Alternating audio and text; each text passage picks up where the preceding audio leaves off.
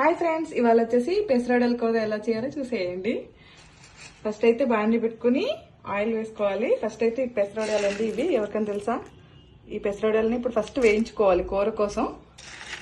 ఎవరికైనా తెలిస్తే కనుక కింద కామెంట్ సెక్షన్లో కామెంట్ చేయండి. ఫస్ట్ అయితే వేయించేసుకుందాము. నెక్స్ట్ చూడండి, కొన్ని వేసి వేయించుకోవాలి.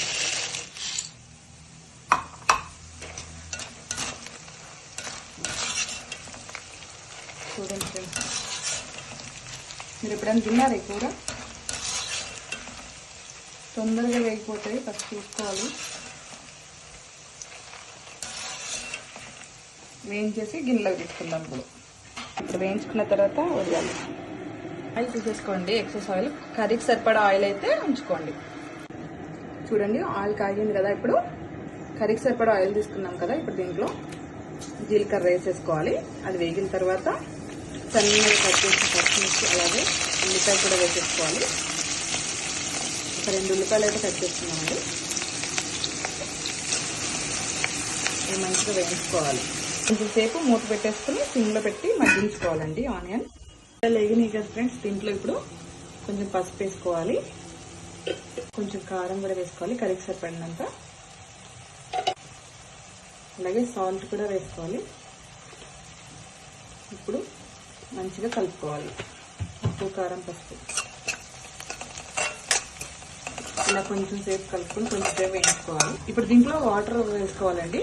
ఇప్పుడు వాటర్ కూడా కూల్ వాటర్ కంటే మనం హాట్ వాటర్ వేసుకుంటే కర్రీ కూడా తొందరగా అవుతుంది. అలాగే ఆనియన్స్ కూడా వేగి ఉన్నాయి కదా, అవి చల్లగా అవ్వకుండా కూర కూడా టేస్ట్గా ఉంటుంది, చాలా బాగుంటుంది.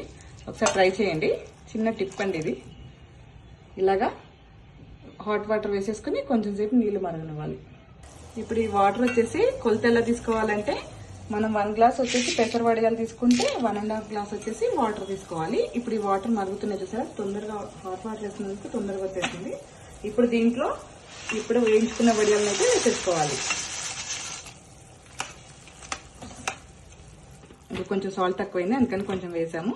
ఈ ఉడికించుకున్న పల్లీలు, ఆ ఉడికేదాకా టైం ఉంది కదా, అప్పటిదాకా మనం ఇప్పుడు పల్లీలు తినేద్దాం. ఇప్పుడు ఒకసారి ఉడికిందలా చెక్ చేసుకుందామండి. వాటర్ అంతా ఎగిరిపోయినాయి కదా. ఇప్పుడు వచ్చేసి వడియాలని ఇట్లా ప్రెస్ చేస్తే కొంచెం విరిగిపోయినాయి కదా. ఇప్పుడు చూసారా ఉడికినట్టు. మీకు గట్టిగా ఉంటే కనుక కొంచెం వాటర్ యాడ్ చేసుకోండి.